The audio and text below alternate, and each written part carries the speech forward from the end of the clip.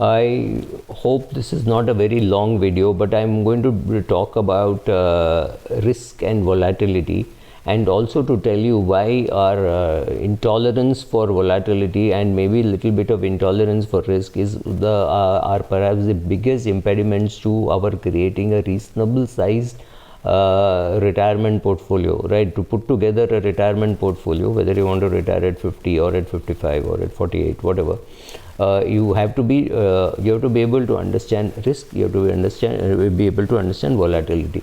So typically, when you go to an advisor, he's going to ask you questions like, when the market if the market falls 20%, will you add more to your portfolio? Will you remove everything from your portfolio and things like that? And just imagine a 23-year-old girl is sitting across a 50-year-old man and asking him what is his risk tolerance. The macho man is going to say, oh, I'm Raja Shivaji. I have a high level of risk tolerance, so I can do whatever I want. That is exactly how a client reacts during a bull market. When the markets are up, he thinks he has a lot of risk taking ability, and it is not something which he thinks and says with his family.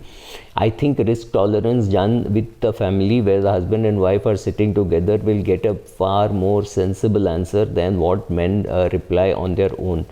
And it takes a very long time, maybe 5 years, for an advisor to really find out what is the risk tolerance of a client, because when the market is giving 30% return, he thinks, oh, he's going to get it permanently year on year. So next year, when the market falls, say 10%, then he is going to come to you and say, oh, I thought that if there are professionals managing it, why can't they protect us from the backside, from the downside? Why are they not telling us in advance that this time you should remove money? Right? Why are they not saying, okay, now you're going to get very less return, so we will have more money in debt and less money in equity? Why don't they tell us? They don't tell us because they are fund managers. They are not managing your own portfolio. You are the manager of your own portfolio with some little help from your financial advisor. Ultimately, the financial advisor can tell you what to do, but you have to conquer your own greed and fear, right? So that's not going to be very easy going forward. So what is risk and what is volatility? For a person who is accumulating money for his children's education, not being able to fund the education for whatever reasons, that is risk. If you are a retired person, making sure that your portfolio lasts across long periods of time, providing for taxation and inflation, that is your fund management skills or your portfolio management skills. And if you don't do it properly, there will be volatility, of course. The risk is that at the age of 78 or at the age of 79, you run out of money, then you have to move in with your children. That is risk. So understand the difference. The plane with which you're traveling has got some engine trouble or something like that, or forget engine trouble. It hits a cloud, and there is you find that the plane is not exactly stable. You find the lights coming on, the pilot asking you to wear your seat belt.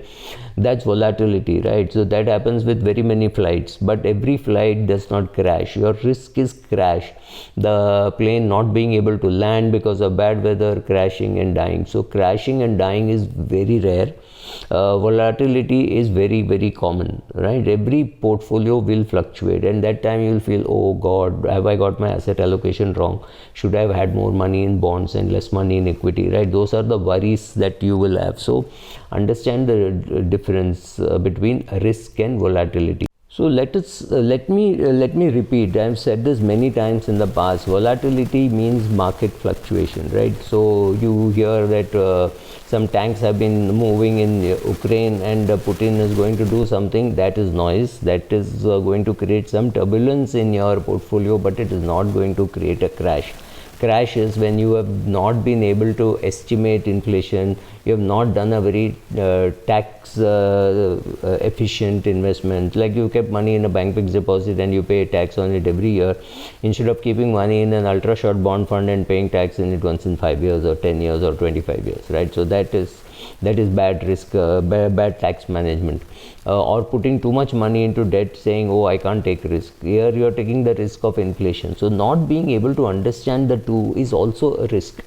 So what is risk is when you are unable to meet your goals for whatever reasons, and your goals again I'm saying are fixed time goals, like your daughter's class 12 is fixed, your daughter's graduation is fixed, you want her to go abroad, you need money on that day. You can't say I will give you money next year when the market improves. Buying a bigger car, buying a bigger house, and all those things are things which you can postpone, which is not hard coded saying I have to buy a new house in 2027. It could be 2026 or it could be 2028.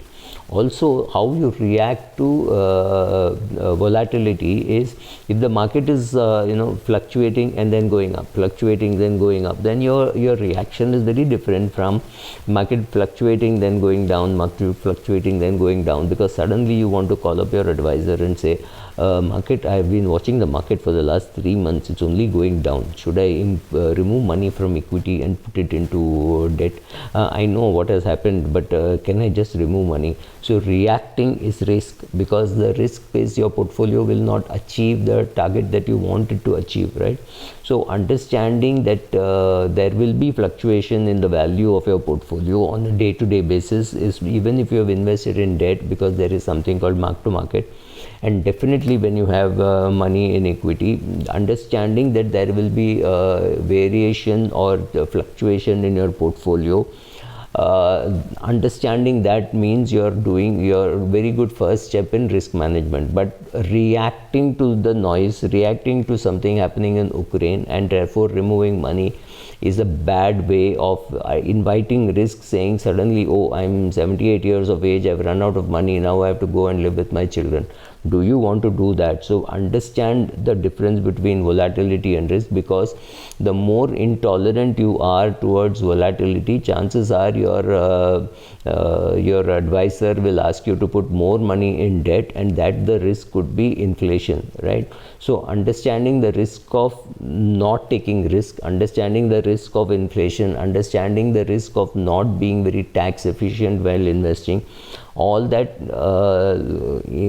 will lead to more risk in your portfolio. Like Buffett says, not understanding what you're doing is risk, right? So, and also to say, okay, I've watched the last 3 months, if the next 3 years continues to be as volatile, I will not make any money, I will lose money, so let me do one thing, let me sell off all my equity and invest in debt. Or to say, oh, my debt returns are only about 4 or 5%, and that's not very good, and my equity returns are 18% over the last 6 months that I've seen, so let me sell off all my debt and put money into equity. Both the decisions would be wrong. You need your asset allocation, but you also need to understand the difference between risk and volatility, and understanding that intolerance to volatility is the biggest risk to your not meeting your goals.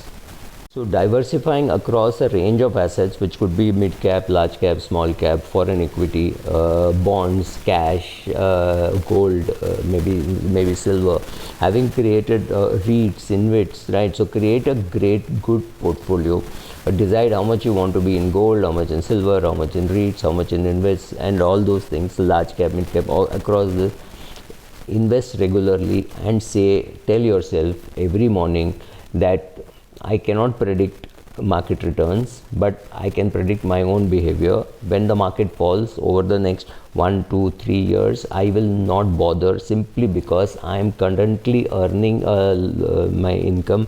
Out of that surplus I am investing, and I will stay invested over next 2, 3, 5 years, does not matter. I do not need money from my portfolio over the next 3 months, 6 months, 8 months, 2 years, 5 years, whatever. Therefore the volatility is going to help me. I can get more units of the same assets simply because the prices have fallen. So I am a beneficiary of volatility. I should not convert this volatility into risk by redeeming at the wrong time. If a client buys an asset and is not willing to sit through bad times and actually sells off during bad times, that is a bad asset allocation based on your poor understanding of psychology or financial psychology or behavioral finance. Because it is going to be very inefficient if a client withdraws money from an equity fund exactly when it has fallen 20-30%, which might perhaps be the best time to be coming in rather than going out. I've always said that equity funds, you should exit only from a position of comfort. Today, if you are very comfortable with some 22% return in equity and you're very happy about it, maybe it is time for you to remove money and put it into ultra short bond fund. Don't ask me what I'm doing. I'm always 90% plus in equity, and it does not. I will not bat an eyelid if the market falls another 10-15%. It does not bother me, right? So you have to stop worrying about volatility. You have to worry about risk, saying if I become a slave to volatility and I behave exactly because I heard something in the media or for whatever reasons, I invite risk of not being able to meet my goals. That is the real risk of you not being able to fund your children's education, or at some old age, maybe 78, 80, 82, having to move in with your children because you just don't have enough money to live. So understand all those risks, and then you will be able to appreciate the difference between risk and volatility. Thank you.